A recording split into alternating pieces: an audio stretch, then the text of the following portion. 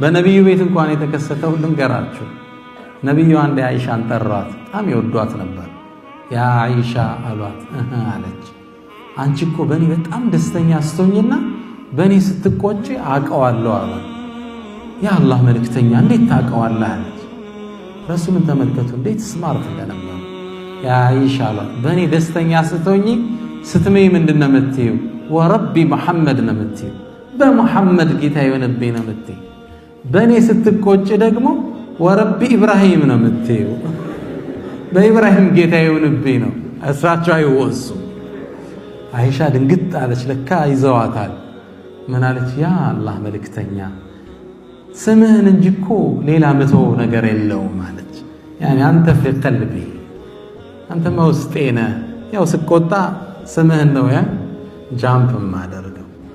حتى في بيت النبي صلى الله عليه وسلم አንዳንዴ በፍቅር ሰዓት ሐቢቢ ምናምን ብላ ሜሴጅ ትልክልሃለች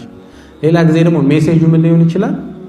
እንትና አምጣ ብቻ ምን ሊሆን ይችላል ግልጽ ያኔ she's not happy ደስ